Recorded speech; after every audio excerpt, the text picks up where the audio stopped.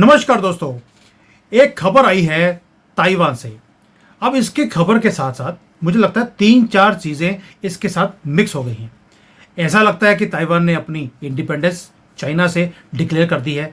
वैसे तो वो अलग कंट्री है, टू नेशन थ्योरी चल रहा है वहाँ पर भी, लेकिन वहाँ पर ऐसा लगता है कि ताइवान ने अब मन बना लिया है कि ट्रंप जीतने वाला है।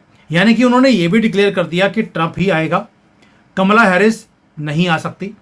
और उन्होंने एक हरकत कर दी कि चाइना की दुखती रग के ऊपर हाथ भी रख दिया। यानी कि एक ही तीर चलाया है और मल्टीपल निशान उसमें हो गए हैं। ट्रंप जीतने वाला है, ये भी निशाने पे आ गया। दूसरा, चाइना से अलग होना है और उन्होंने अपनी परमानेंट इंडिपेंडेंस डिक्लेयर करनी है, वो भी सामने आ गई। और ये हुआ क्या है, ये हरकत क्या थी, इसके ऊपर डिटेल में बात करेंगे। और आपको मालूम है उमेश जी, इनकी विश्लेषण आप सभी लाइक भी करते हैं और इनकी यही चलाई हुई मुहिम जय सिया राम की, आप थोड़ा सा बीच में स्लो हो जाते हैं और स्लो होने की ज़रूरत नहीं है। आप ये देखिए कि 2 हफ्ते हुए हैं हमने जय सिया राम की मुहिम चलाई थी, आपके सामने रिजल्ट्स हैं। हर रोज़ अच्छी अच्छी खबरें आ रही हैं दुनिया भर से। इसको जारी रखिए and please continue sending that vibrations of जय सिया राम। बोलिए भी और टाइप भी कीजिए। सर, जय सिया राम से ही शुरू करते हैं। जय सिया राम। उमेश जी, ताइवान ने अपनी इंडिपेंडेंस डिक्लेयर कर दिया क्या? और जो हरकतें कर रहे हैं, ऐसे लगता है कि चाइना को ये हरकतें बिल्कुल भी अच्छी नहीं लगेंगी जो कुछ ताइवान कर रहा है। पहले तो उन्होंने हथियार खरीद लिए अमेरिका से $2 बिलियन के। चाइना ऑलरेडी उससे तंग है, आज एक और हरकत कर दी। अब एक्सप्लेन आप ही कीजिए। सर जी, ताइवान अपने आप को ग्लोबल स्टेज पे असर्ट कर रहा है। उसको चाइना से अपने आप की इंडिपेंडेंस डिक्लेयर कर रहा है। उन्होंने बोल दिया ताइवान ने कि they don't want to join IMF for economic protection against China. तो ये डायरेक्टली चाइना की जो वन नेशन थियरी है, वन चाइना पॉलिसी है, उसको चैलेंज करता है। देखिए, ऑन सरफेस अमेरिका भी चाइना की वन चाइना पॉलिसी को एंडोर्स करता है, इंडिया भी एंडोर्स करता है। बट ताइवान के एम्बेसी या इंडिया में भी नहीं है और वो यूनाइटेड स्टेट्स में भी नहीं है, बट उनके इकोनॉमिकल एंड कल्चरल सेंटर दोनों जगह है। अभी थोड़े दिन पहले इंडिया में उन्होंने अपना 3rd ऑफिस ओपन किया था मुंबई में, Taiwan economic and cultural centre. उसके बाद देखिए चाइना ने इंडिया को वार्न किया है और अब ताइवान ने तो डायरेक्टली बोल दिया है कि हमें आईएमएफ नहीं, सारी यूनाइटेड नेशंस की सारी बॉडीज ज्वाइन करनी है। हमें जनरल असेंबली के मेंबर बनाइए, इंटरपोल के मेंबर बनाइए। आप जितनी भी मल्टीलैटरल ऑर्गेनाइजेशन है वहां पे हमारा रिप्रेजेंटेशन चाहिए। ये सोचिए अभी किया क्यों है। देखिए, अभी यूएस इलेक्शन 1 हफ्ते दूर है और 2020 में जब ट्रंप साहब थे प्रेसिडेंट, तब ताइवान को इंटरनेशनल मॉनिटरी फंड में एक ऑब्जर्वर स्टेटस देने का काम किया था डोनाल्ड ट्रंप ने। और जब 4 साल बाइडेन के निकल चुके हैं तो वापस ताइवान ने अभी वो डिमांड रख चुके हैं। तो कहीं ना कहीं आप जैसा बोल रहे हैं कि उनको लग रहा है कि डोनाल्ड ट्रंप आने वाले हैं और इस टाइम पे हम अपना इंडिपेंडेंस डिक्लेयर कर देते हैं। अगर ताइवान इंडिपेंडेंस डिक्लेयर करता है, आगे जाता है, तो चाइना को कोई कुछ भी नहीं रहेगा। They will have to attack Taiwan. China will have to attack Taiwan, क्योंकि अगर उनकी नाक का सवाल है। देखिए, 2022 में नैन्सी पेलोसी ताइवान गई थी, उस दिन से ये मैटर हॉट हो गया है। और आपने जैसे बताया है, अभी $2 बिलियन की वेपन सेल किया है। इससे पहले भी हर साल $2 बिलियन की ये लोग वेपन सेल कर ही रहे हैं ताइवान को। बहुत सारे US senators and lawmakers are visiting Taiwan. उनके एक्सचेंजेस बढ़ रहे हैं। तो एक तरह से चाइना को एक तरह से प्रोवोक किया जा रहा है। अब चाइना अगर अटैक नहीं करेगा तो चाइना की बेइज्जती हो जाएगी इंटरनेशनल स्टेज पे, कोई इसको सीरियसली नहीं लेगा। आज चाइना खुद नहीं चाहता कि वो ताइवान को अटैक करे, बट वो बोलते ना कि ग्लोबल स्टेज पे अपनी धौंस दिखाने के लिए, अपना एक रुतबा बनाने के लिए उसको अटैक करना जरूरी पड़ जाएगा। और जब अटैक बिल्कुल। करेगा तो ये वर्ल्ड इकोनॉमी को भी खराब करेगा। अब देखिए, थोड़े दिन पहले ब्रिक्स समिट हुई थी, तो सब लोग बोल रहे थे कि एक नया वर्ल्ड ऑर्डर आ रहा है। और हम उस समय भी बोल रहे थे कि यूनाइटेड स्टेट्स के 800 मिलिट्री बेसेस है, वो चैन से बैठने नहीं देगा, एक और एक फ्रंट खुलवाने वाला है। और ये देखिए उमेश अभी जी, हो रहा है। उमेश जी, आप देखिए कि आपको याद होगा कि पिछले 2-3 महीने से हम लोगों ने एक बात बोली थी कि जैसे जैसे यूएस के इलेक्शंस नज़दीक आएंगे, अमेरिका कोई ना कोई युद्ध शुरू करवाएगा। और उसने बेस पूरा तैयार कर लिया है कि चाइना ताइवान के ऊपर युद्ध शुरू करे। आपको नहीं लगता कि पहले हथियार बेचना ताइवान को, उसके बाद एक मुहिम शुरू करनी कि इसे आईएमएफ में, यूनाइटेड नेशंस में भी सीट देनी है? सोच कर देखिए, ये वैसा ही हाल है जैसे कि कश्मीर के लोग खड़े होकर यूनाइटेड नेशंस में जाएं और उनको बोले हमें यहाँ पर सीट चाहिए, जबकि वो भारत का पार्ट है। या आईएमएफ में हमें अपनी रिप्रेजेंटेशन की एक सीट चाहिए, वर्ल्ड बैंक में चाहिए, सारी जो इंटरनेशनल बॉडीज हैं उसके अंदर हमें सीट चाहिए। पॉसिबल नहीं है। ताइवान को चाइना भी अपना ही पार्ट मानता है, जैसे हम कश्मीर को अपना पार्ट मानते हैं, वो है भी। तो चाइना कभी भी चाहेगा नहीं कि ताइवान को कहीं भी रिप्रेजेंटेशन मिले, पहली बात। दूसरी बात कि जैसे हथियार बेचे हैं, अभी आईएमएफ में एंट्री की बातें हो रही हैं। आपको नहीं लगता कि यूएसए ताइवान को भी बेवकूफ़ वैसा ही बना रहा है जैसे यूक्रेन को बनाया था कि आपको नाटो की मेंबरशिप दे देंगे? दिया कुछ भी नहीं, पूरी कंट्री तबाह करके रख दी। क्या ताइवान भी नया पप्पू बनने वाला है यूएसए के हाथों में? देखिए, ताइवान के पास कोई ऑप्शन है नहीं। जो ताइवान की जो बड़ी कंपनीज है, उन्होंने अपना एडिशनल प्लांट जर्मनी और यूनाइटेड स्टेट्स में लगाने चालू कर दिए हैं। उन्हें भी लग रहा है कि कहीं कभी ना कभी चाइना इन्वेड करेगा। और जिस हिसाब से अभी आप थोड़े दिन पहले ही आपने एक वीडियो बनाया था कि उन्होंने ताइवान को अनसर्कल कर दिया है, उनके कम्युनिकेशन लाइन खत्म कर दिए हैं, तो कहीं ना कहीं मुझे लग रहा है कि ताइवान भी जानता है कि कभी ना कभी चाइना उसके ऊपर अटैक करेगा। अब युद्ध में बोलते हैं offence is the best form of defence. मतलब आप लोगों को बता दो कि हम भी रेडी है। सेकेंड, आपको एक चीज बता देता हूँ कि जो अभी आईएमएफ के डेप्यूटी डायरेक्टर है, उनका नाम है बोली। वो पीपल्स बैंक ऑफ चाइना में पहले काम कर चुके हैं। अब आप सोचिए, डेप्यूटी डायरेक्टर है चाइना का जो आईएमएफ में है। और सेकेंड, ताइवान सोच रहा है कि पूरा एक मिलिट्री क्रॉसओवर करने से पहले ताइवान स्टेट में चाइना उनके यहाँ पे एक साइबर वॉरफेयर करेगा।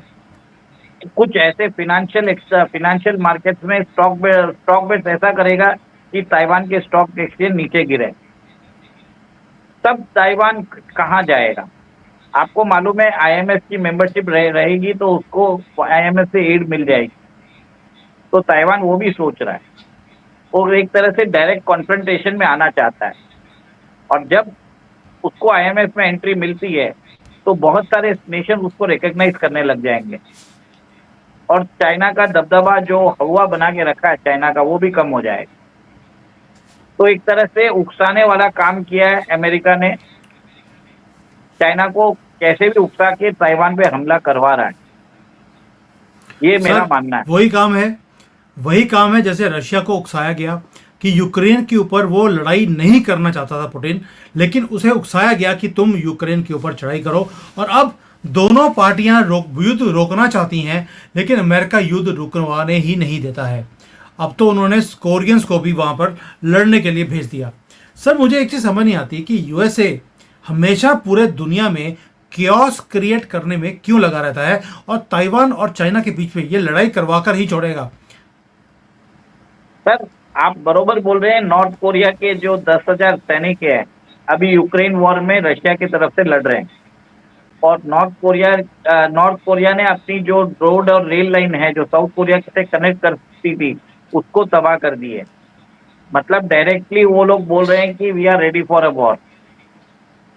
तो अमेरिका भी एक तरह से फ्लेक्सिंग इट्स मसल, वो भी बता रहा है, एक डायरेक्टली इनडायरेक्ट सिग्नल दे रहा है कि बॉस हम भी रेडी है वॉर के लिए।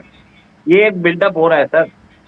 कभी ना कभी जाके वहां पे भी वॉर होगा, और अमेरिका छोड़ेगा नहीं।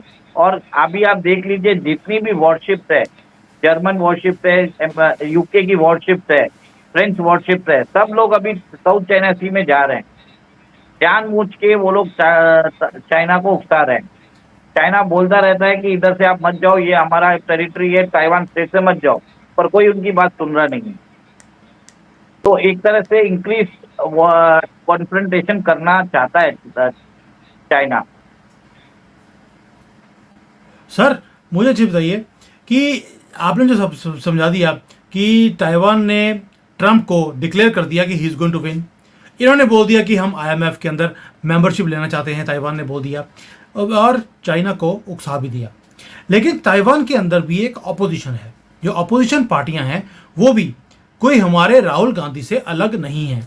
जिस तरह से राहुल गांधी घटिया आदमी भी है, बेशरम भी है, एंटी एंटी नेशनल भी है, और ऊपर से बिका हुआ भी है, वैसा ही जो ताइवान की ऑपोजिशन है वो भी यही काम करती है। उन्होंने अभी अभी डिक्लेयर कर दिया, जबकि जो ताइवान के लोग हैं, मैं खुद ताइवान में जाता हूं, वहां के लोग इंडिपेंडेंस मांग रहे हैं, ओपनली मांग रहे हैं, और वहां पे जो गवर्नमेंट है वो भी इंडिपेंडेंस की ही मुहिम चालू करी है। लेकिन जो ऑपोजिशन पार्टी है उन्होंने बोल दिया वी आर चाइनीज, एंड हमें अपने आप को चाइनीज बोलने में और उनके साथ मर्ज करने में दिक्कत क्या है। वैसे ही जैसे राहुल गांधी बोलता है कि इस देश के चार टुकड़े करने में क्या दिक्कत है, अरुणाचल अगर चाइना को दे भी दिया तो क्या फर्क पड़ता है। साउथ जो इंडिया है उसे नॉर्थ से अलग करके एक अलग से कंट्री बना देनी चाहिए। ये धुरत, ये भस्मासुर, ये बातें बोलता है भारत के अंदर बैठकर राहुल गांधी। वैसे ही जो उनकी ऑपोजिशन है ताइवान की, वो भी यही बातें बोल रही है। सर आपको नहीं लगता कि ये जो पॉलिटिशियंस सिर्फ इसलिए कि ये एक सेक्शन ऑफ लोग होते हैं हर एक कंट्री में जो इनकी सपोर्ट करते हैं, ये उनकी भाषा बोल रहे हैं, और वहां पे भी वो बोल रहे हैं कि चाइना के साथ अगर मिक्स हो जाएंगे हमें फायदा ही है, नुकसान क्या है।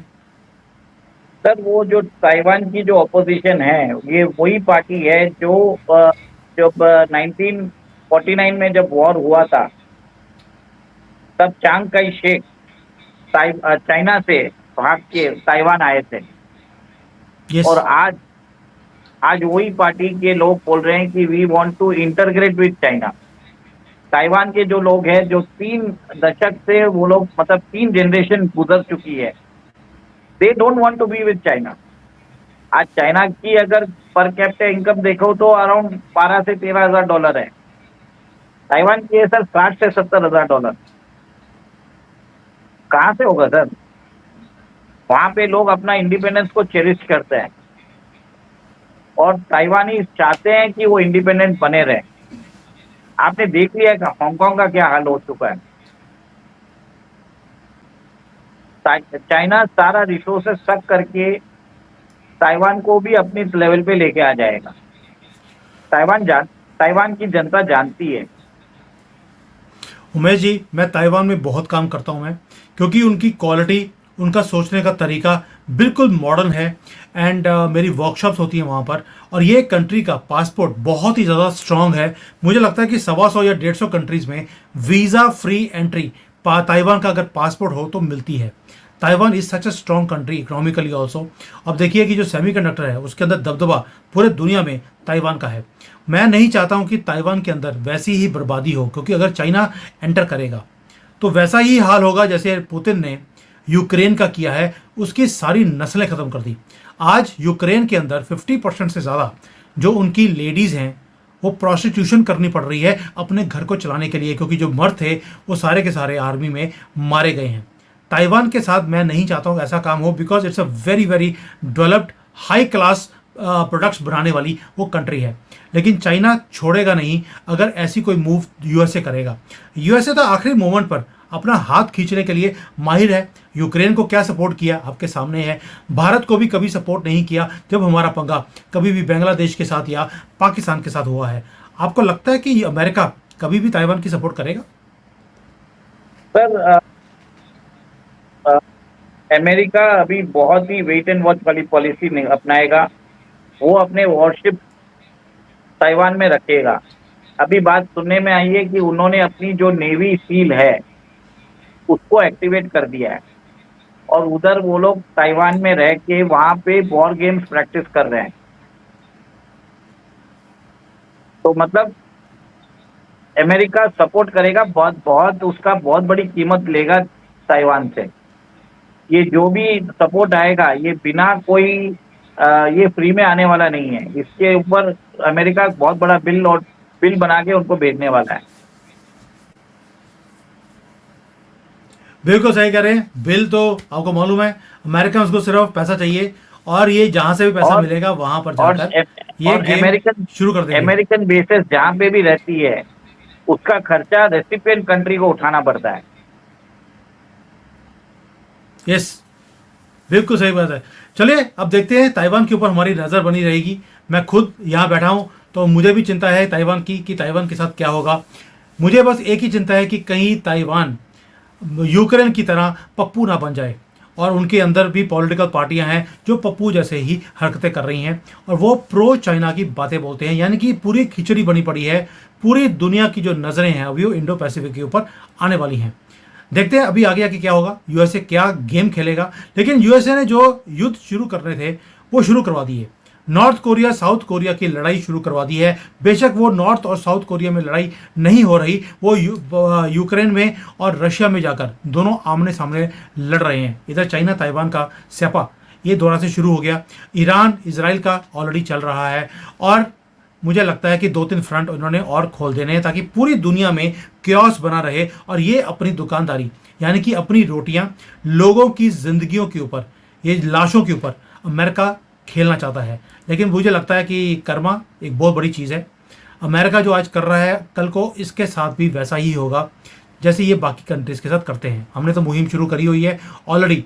जो इंडियंस अमेरिका में रहते हैं खालिस्तानी, उनको हमने बोलना शुरू कर दिया कि आप अमेरिका में डिमांड कीजिए, हमें खालिस्तान चाहिए। और ये तो टू नेशन थ्योरी के चैंपियंस हैं। हर एक कंट्री में जाकर टू नेशन थ्योरी की बात बोलते हैं। भारत में पाकिस्तान बना दिया, ताइवान चाइना को टू नेशन थ्योरी।